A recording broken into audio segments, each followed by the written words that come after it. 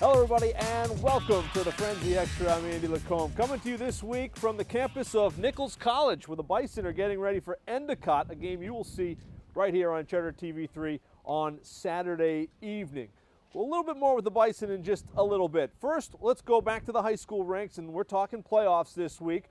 We're talking about Millbury. The Woolies are in despite a loss to Auburn in the last week of the regular season. They are the number 4 seed in their division, and they take on the Giants. Littleton, a perennial power now. The Woolies getting ready for a big test and a chance at moving on. We have really strong senior leadership. Our senior class has really come together, and we've really unified as a team. And the big thing was, after the first 2 weeks, I thought we played pretty well against 2 pretty good teams. And we just never wavered as a team. Our teams their mentality never changed, and their belief system and what we were doing never changed. So we've gotten better as the season has gone on. One of the biggest keys is that we just have to execute well offensively. We can't turn the ball over. We have to control the ball, get first downs, move the chains, and then defensively we have to try to negate big plays. I mean, they're an explosive offense that can score a lot of points, and they can put up numbers fast. So keeping them off the field will be important, and also, negating big plays. In Division 5, the Auburn Rockets are back in the playoffs. The Rockets, a solid regular season, getting a little bit healthier as the year comes to a close, at least in the regular season. They get Oakmont in the first round of the playoffs, way up in Ashburnham. The Rockets are going to be ready for a tough team and an relatively unknown opponent. For the first 8, we had some tough games. We've had some games where we didn't do so well, some games where we did everything we could. I thought we had a good season, ready for playoffs. We just went out there, we did our own thing. We didn't worry about any other team. We were just worried about what we did and how we got better and what we can fix and what we don't need to fix. Oakmont looks like they're a great team. They put up some points. Our defense has done some good things. We stopped a lot of good teams.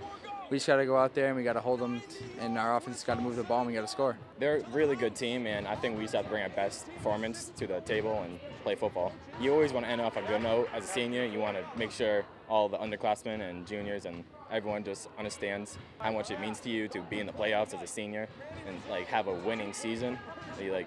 That's how we are. Division 7 now. Leicester back in the playoffs. Leicester has West Boylston in the first round, a team they beat earlier this year. But as the Wolverines will tell you from their experience, the playoffs are a whole different animal, and they know they got to put the regular season behind them and step it up for the big game. We thought we had it all last year. We thought we were going to take it all, and we learned that this year we gotta win it game by game. You gotta win the first one, and then we'll take it from there. It's very exciting to play these games. This is my last year. I've been playing almost my whole life, and it's just awesome to beat finally on a really good team with a lot of really good friends that I've grown up with. We had great expectations for this year, and it's just shown completely in the record that we have 6-2. And then that last win against Oxford has really propelled us into the playoffs. It's really helping us a lot. And we definitely learned to keep the pedal to the ground throughout the whole entire game. We can't let off, and when you let off, it's when you lose playoff games. It comes down to that. This is just like a cherry on top, honestly. I love it. It's the greatest sport around. I just can't say it enough. I love this sport. Playing at this time. I know some teams aren't playing at this time. It just makes it that much better. It's awesome. Playoff football, season's on the line. We gotta show up this week, practice hard all week, and we're ready for the game. It's the Friday Night Football Friends, and we've got all the playoff games Friday night covered for you beginning at 10:25 on Charter TV3. Time for a quick break here from Nichols. When we come back, we go inside the studio. Kevin Shea and Jim Wilson break down the first week of the playoffs in Central Mass high school football. Stay with us. Bay State Savings Bank brings you Kasasa. What's Kasasa?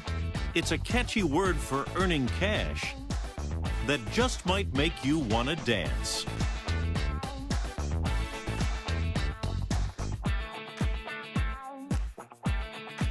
Get paid for doing simple things you do anyway. That's free Kasasa checking. Ask for Kasasa by name at Bay State Savings Bank, proud sponsor of the Friday Night Football Frenzy. Welcome back, everyone. Kevin Shea with Jim Wilson, the sports editor for the Telegram and Gazette. It is playoff time. Here we go. We're finally talking playoffs. No more math. Let's get it on the gridiron. You're right. You can put your calculator away. I threw that away. Because now it's just who wins and who loses, Exactly. and that's it. Let's get. We're going to start with Division III. Sure. And one of the most intriguing matchups, if nothing else, because of what's going to happen in the lunchroom, what happens in the teacher's room. Doherty St. John's. St. John's' offensive coordinator, Chris Moriarty, one of their defensive coaches, Steve Bocciaglia.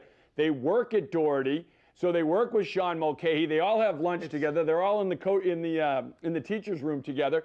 And not only that, but with Coach Moriarty and Coach Bocciaglia, they know all the Doherty kids. And Coach Bocciaglia coached some of them when they were freshmen and sophomores. So there is so much intrigue in this game off the field and on the sidelines as much as between the lines. How you guys didn't do one of those 24/7 HBO shows on this? Oh, this would be no perfect. idea. I want like the Hard Knocks type of style. Yeah. The former water boy with Chaglia coming back and lead the St. John's offense on Doherty. And like you said, the lunchroom fiasco. It's gonna be chaos. It'd be like Oz on Thursday at Doherty. It's gonna be awful. It'd be just the chirping, just the coaches chirping, and then not only is it those coaches, but the other coaches, because baseball, basketball, softball, they're all going to be in the ear of on both sides. The St. John's coaches that teach at Doherty and Sean Mulcahy and his crew that teaches at Doherty. It's going to be outstanding. A lot of bets being paid off on Monday morning. Bocciaglia too, Steve Bocciaglia, the quarterback for Doherty, grew up. The quarterback for St. John's grew up in that Doherty football program. He was a water boy, as you mentioned, since the time he was 5 years old, 6 years old. He was on the Doherty sideline for every game while his dad was the defensive coordinator. So this game means more to him than, you're going to win every game, and he wants to win every game, but this one has a little extra special meaning because he knows those coaches. He grew up with that program, and it's almost like, you're playing against your older brother. You got something to prove. Right, the chip on the shoulder. Both, and same thing with Doherty. They've heard us talk all year about how good St. John's was. Right. That's one thing I like about Division III. You look at them, there's not one team I don't think is scared of St. John's. Even Shepherd Hill, who got put up like 50 points for the first half, had field goals kicked out of them, before they got into the locker room. They've been pissed off for weeks about this thing. They want to show that was just a blip on the schedule. They want to come back, and they're gonna give it all. If they beat Shrewsbury, and St. John's is still left standing the week after, they want to show. A lot of people, St. John's knows that when the team across the sidelines for them, Marlboro last week, they have something to prove. Right. And so they're going to get the best shot of any team. But they've been prepared. They played a tough schedule. They're ready for this. And they each and every week they face that. And I've talked to the coaches and the kids about it. They're everyone's Super Bowl each and every week. The kids thrive on it, but you can't take a playoff, you can't take a quarter off because you are that big of a game each and every week. But these guys know it. They prepare for it. And the biggest thing, we've been talking about it, Jim and I, all year long, 26 seniors on that team. Right. You have leaders. It's one thing to say we have 2 great captains, we have 4 great captains.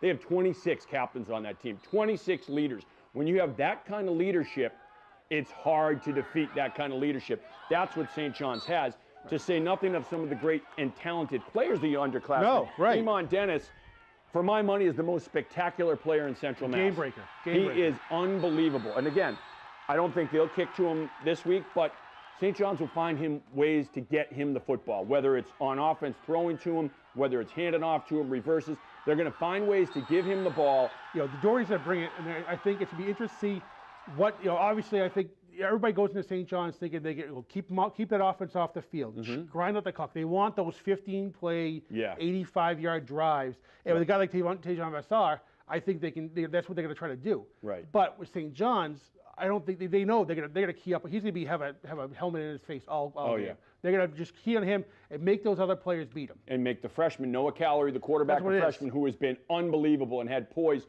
so beyond his years as a freshman. They're going to be looking at making Noah Calorie beat them with his arm. They're going to be all over Brunel because he's been that #1 target. So it's going to be interesting to see because Brunel's a great receiver. He's a tall receiver. St. John's has some tall cornerbacks that could match up man-on-man with him. So there's some intriguing matchups here. Right. And then, Doherty, do you blitz and try to put pressure on Bocciaglia, make him throw early? If you do, you're going to have to play man on some of those great receivers, Coleman, Drew God, Shaq Pedoni.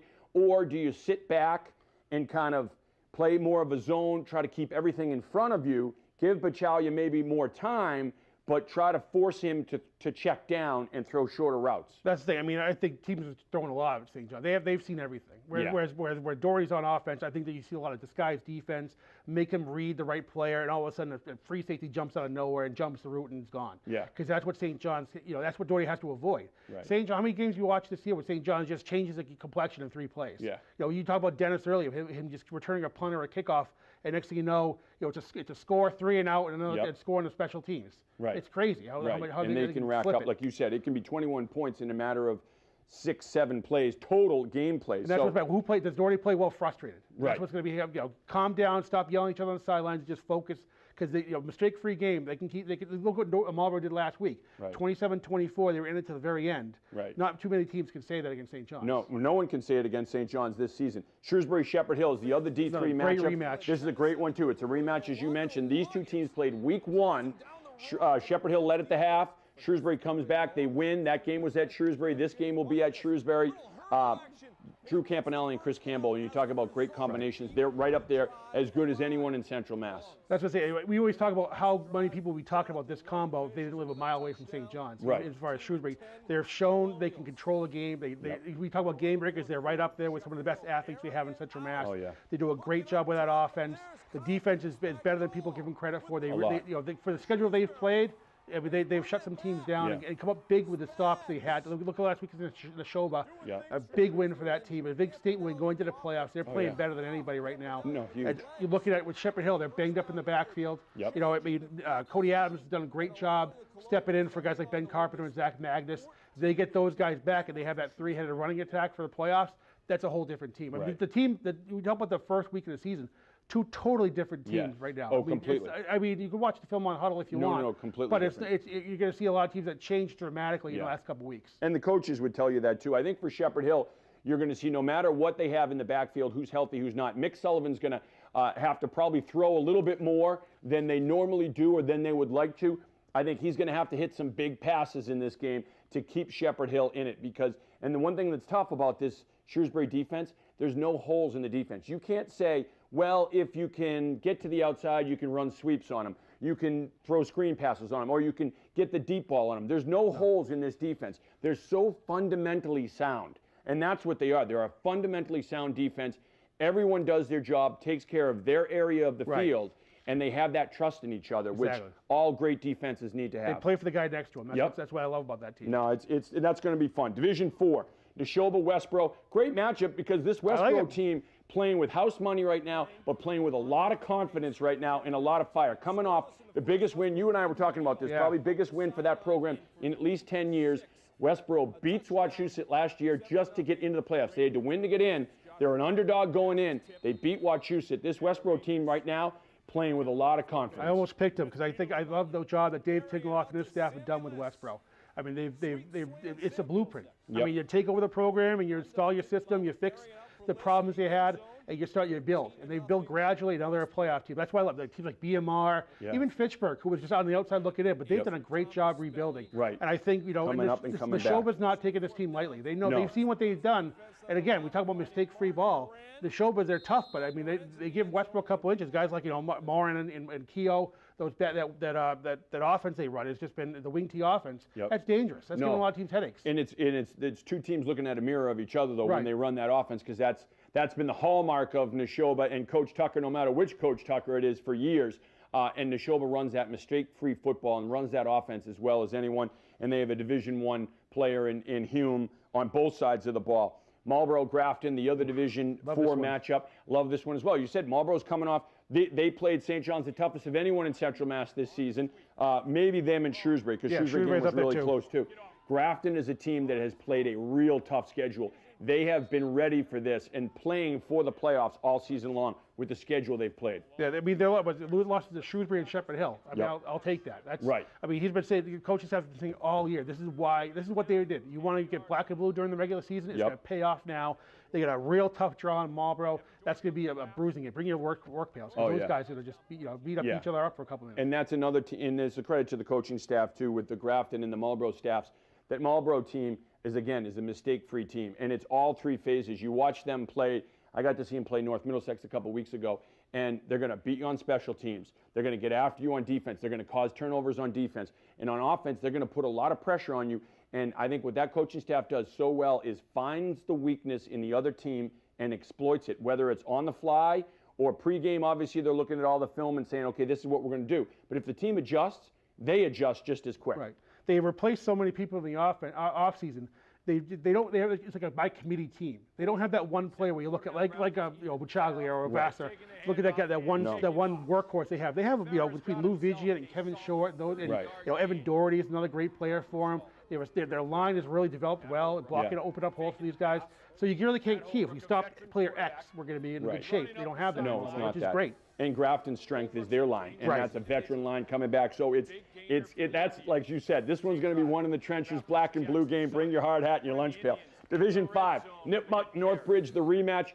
Again, is this the same team that played 6 weeks ago? Absolutely not. But 6 weeks ago, Nipmuc hung it on Northbridge. They shut out the Rams and they beat them big. So you don't think Northbridge wanted this as their matchup in the playoffs?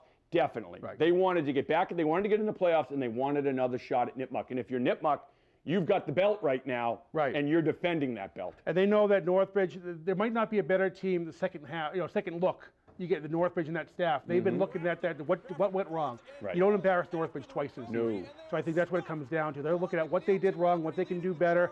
They have a couple injuries, shuffle some people around. They're figuring out what works. But Nipmuc's dangerous. They have probably the best defensive line you're going to see all year. Brett Carlson, George Maurice is a fantastic running back. Schlosky, Nick Clark at quarterback. They got some playmakers on offense. They can get the job done. They're going to give Northbridge all they can handle. Well, you mentioned the biggest thing for me is the defensive line at Nipmuc, and that's what controls the game against a Northbridge team. If you can control things up front with your D-line, that's how you beat Northbridge. Because you can say all you want about, well, Northbridge has these great trick plays and they have this great razzle-dazzle offense. But if you're getting pressure from your front four, that negates all that, because now you have 7 guys back on defense waiting for those things, and it's that umbrella defense. You're not going to give up the big play. And if you have pressure coming straight at a quarterback in his face, then your game plan's thrown out the window. Tear it up. Jake Szynski came in because of injuries. He's a quarterback that he's doing a great job the last couple weeks. But let's see what he does with 2 or 3 seconds to throw the ball. If he's in the pocket, Nipmuc's not going to give him too much time to set up and read his second and third read, do check downs, drop downs, find the open guy. He's going to have to chuck it real fast. He's not going to have much time at all. Oakmont and Auburn. Auburn is a team that's gotten a lot better. This is like when we talked about those old Holy Name teams, where Holy Name first, second week, a much different team week 8 and 9. And that's the way Mike Pucko always did it. They got better and better each week, and they peaked at the end of the season. Auburn may be peaking as a team right now. They're a lot better than they were at the beginning of the season. I think the players on that team understand their roles a little bit. They've had injuries. They've had, they've gone through 3 or 4 quarterbacks. But people are understanding what their role is. They're comfortable in it. And I think right now this Auburn team, heck, they shut out Northbridge and they beat them in overtime, 8-0. This is a team that's right now playing their best football. I'm not ready to put a bad boy signal for Auburn defense just yet, but they're putting up about 13 points a game on that side of the ball, which is good because Oakmont's explosive. I mean, Oakmont's, you talk about Auburn sort of finding their groove. Oakmont's the same way. I mean, they struggled their first couple games. They have a tough schedule, but the last 5 games, though, they've really found their stride on offense. I think Colton Bosselate has been doing a great job. He's one of those dual threat guys. I think he's thrown for 4 touchdowns, ran for 2 in the last couple of weeks. Justin Jameson McCartney, 2 guys in the backfield that can make plays.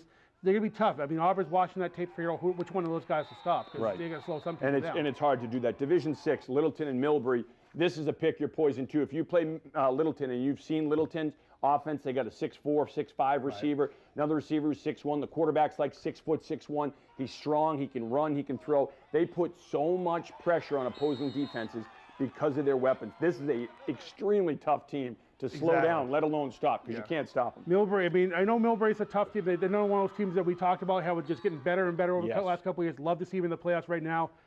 Littleton, though, they're just a man among men. No, you could put Littleton up 2 or 3 divisions, and they would compete. This is one of those teams. I mean, we talk about the Littleton machine the last couple of years at Gillette. This is, I've heard all coaches talk about how this might be one of the best teams they've had in school history. St. Peter Marion, Blackstone, Millville. This is interesting because St. Peter Marion doesn't play a Division 6 schedule. So to see them play Blackstone, Millville, and see them play some of these other teams, the Guardians have won 4 in a row since that last loss, which was to Doherty, and it was by 4 points. So they hung with one of the top teams in Division 3. They lose by 4 points. This is going to be an interesting matchup. Exactly. And Blacksburg Millville's coming up there. I mean, like, they're not just happy to be here, because I think they look at the first playoff game in school history. Another one of those programs that's really built itself up to be one of the better ones.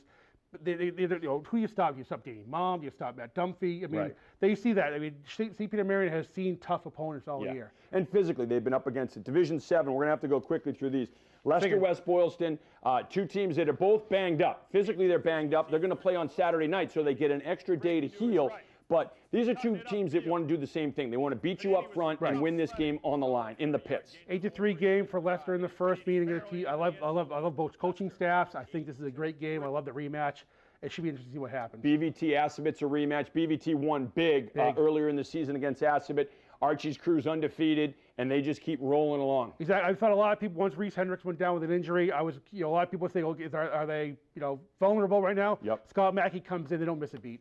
Division 8, we got Bartlett and St. Bernard's, and this, you and I talked about what's intriguing here is neither of these teams play a Division 8 schedule. They play teams that are above them all season long. So this is like a Division 6 team playing Division 8. Right. We talk all year about scheduling. I hate when, I don't want people to go to the cupcake schedule because they think they can get their ranking points, get in the playoffs. This is the perfect game to really look at what, good scheduling shows. It makes you, it tests the mettle of a team. Yep. They're really good. I love this game. Bartlett beat Tantasco a week ago. Now, Neshoba Valley Tech and Lunenburg, our final game. We got about 15 seconds. How do you see this one shaking out? Vinny Aramo at Neshoba Tech. I've done my research on these guys. He's a good dual threat guy. Lunenburg, Anthony Iannucci, a running back. It's one of those toss-up weeks. I think Lunenburg's played a tougher schedule. I'm interested to see what they can do because Valley Tech, Neshoba Tech, ever since going to independent schedule. Right. It's hard to get a read on. No, it's a bit of a wild card, right? Because you don't have those opponents where you can look and say, okay, well, this is how they fared against this team. I like Lunenburg, what they've done. I think they've been tested. Well, next week when we're back, we're talking about these Central Mass Super Bowls. Believe it or not, semifinals are coming your way. Jim and I will see you next week. The Frenzy Extra continues right after this. I'm District Attorney Joe Worley, and I'm proud to partner with Charter Communications with our pledge to help raise awareness that bullying should not be tolerated. From local school students, here is our message. Delete cyberbullying.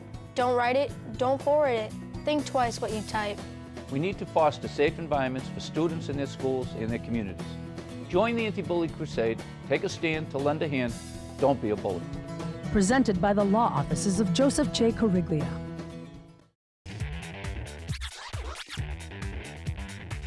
Last season, Kevin Mensah starred at Shepherd Hill Regional High School just across the way here from Nichols College, and he admittedly spent some time away from the football field, wrapped up in legal issues with the MIAA and the transfer and whatnot. Now, all that's behind him. He's at the University of Connecticut, and he's not just playing at the University of Connecticut, he is contributing and scoring touchdowns at the University of Connecticut. Our Brenna Wilson caught up with him this past week and got a little bit more on the excitement that Mensah has about playing the game.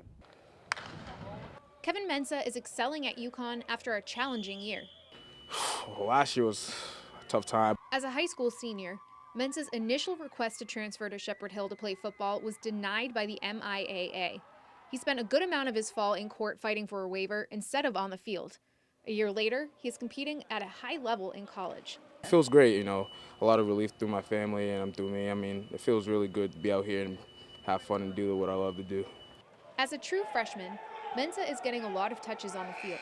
He is averaging 39 yards a game and has 2 touchdowns on the season. I'm still young. I still have a lot to learn. I'm, looking up to Coach Richardson, looking at the other running backs, and I'm still learning. But, yeah, it's actually a good time right now. As a freshman right now, he's progressing as well as you could. He came from a wing T offense, very limited, pass protection and route running from that standpoint, and he's picking the system up pretty good. Moving on to play college football can be an adjustment, not only in speed of game, but also in juggling academics and living on your own. With the help of coaches and teammates, Mensah is shining on the field. He has the right, tools to do that, in terms of good size, speed, and strength. So it's just more of a knowledge thing, just understanding, what you're doing, in all phases of running back plays. Oh, at first it's been tough, making adjustments and everything. But, like I said, I got the coaching staffs, I got everyone around me, Aaron, they help me, they tell me just to relax and do what you got to do. It's just like high school, except at a bigger level. Mensah joins a growing list of Central Mass players moving on to play Division I football. Playing against others recruited by D1 schools helped Mensah realize it was possible. Yeah, it helped me a lot, that seeing that if they can do it, then I can definitely do it from high school. So that helped a lot. And, now that I'm here, I can help younger kids to do the same thing that we all been doing. Now, Kevin's only a freshman here at UConn, and his impact is already being felt on the team. And as his coach says, his potential is limitless. For the Frenzy Extra, I'm Brenna Wilson. Thanks, Brenna. We are back with more of the Frenzy Extra right after this. Hockey is back. Pro Hockey has returned to Worcester. Hit the ice with your Worcester Railers. Mini plans and group tickets are on sale now. Call 508-365-1750 and visit railershc.com. Hockey is back. Worcester!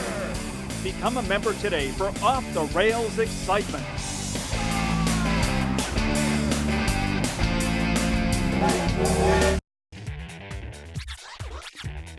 Welcome back. All right, so Nichols this week getting ready for Endicott. Good battle, good New England college football game in Division III. And for the Bison, they're coming off a loss, and the season hasn't met necessarily the expectations they had after a successful run a year ago. But it is critically important for Nichols now, these next 2 weeks, to finish strong, get a win over Endicott, and go into the offseason on a good note. It's a big opportunity this week. They're similar in record to we are, but they're a good football team. They got a couple of big running backs, and we're going to come in and smack them. Endicott always gives us a good fight. We always go hard against them. It's always a good game, but they're a really good football team, like Jimmy said. So, it just comes down to doing your job in practice, lifting every day, and just showing up on game day and just doing your job. These last 2 weeks are huge because, like you said, they set the tone for the offseason. They set the tone for how hard the guys are going to work. And hopefully they set us on a good tone coming into next season, give us some confidence. So the Nichols Bison and Endicott right here from Vendetti Field on the campus of Nichols College. We have it for you on delay beginning at 7 p.m. on Charter TV3. Assumption College, the football team, just keeps climbing the ranks. Number 10 now in the nation in Division II. Bob Chesney's bunch continues to work hard, continues to put up points, and their defense is on lockdown right now. So Assumption, as they look to close out their year and the playoffs are ahead, they look to remain focused on the task at hand week by week. Whatever our rank is once again irrelevant. And I think our athletic director and I were speaking about is if there's playoffs and how it could work, and it's just all really things that don't interest me or our team at this moment because it's irrelevant. If we lose this game and we lose next week, we're probably sitting at home. So what we control is what we can control, and that's this week coming up. And that's how it seems to be every single week when we come out here. That's the cool thing about football, but also the bad thing about football. Because if you don't do well, you have a whole week to kind of dwell on it, and as coaches, you're hoping that you're getting better. And sometimes it's not a good thing either if you play really well, because it's a whole week until you play again. All right, to the Frenzy Alumni Dean's List now, and we start with Kevin Mensah. You just heard about him from Brenna. He's out of UConn, playing from Shepherd Hill and Holy Name, 64 rushing yards and a touchdown, as well as some receiving yards in a loss to SEC foe Missouri. Dan Orlando continues his big year at Worcester State, the Westboro alum, 69 yards, receiving 2 touchdowns in a win over Mass Maritime. Jack Fontana out of Grafton, playing at Mass Maritime, had 3 tackles in that game against Worcester State. Ryan McCarthy out of Wachusett, playing at Bentley, seeing some time now. 4 receptions, 48 yards for the athletic young man against Southern Connecticut State. Nick Ostrowski, he's going to be magna cum laude on the Dean's List here for the Frenzy Extra. He's on the list again, 11 tackles and a pick 6 in a win over MIT, the former Shepherd Hill standout playing at WPI. Zach Edwards, the former quarterback for Tantascwa, now quarterbacking at Plymouth State, 131 yards passing, 2 touchdowns against the Owls of Westfield State. Zach Gorzinski, you just heard of him here, the Nichols College guy playing on Sutton, 10 tackles in a loss to Becker last week. Jake Gelb out of Shepherd Hill. It's a Shepherd Hill show, playing at Salve Regina, 106 yards rushing, a touchdown, some receiving yards as well against Western New England. And big Chris Lindstrom out of Boston College. An O-lineman is on the Dean's List. He anchored the O-line that rushed for more than 240 yards against Florida State in a win for the Eagles. We'll see you on the Frenzy Extra next week, but first, we'll see you Friday night on the Frenzy. Good night.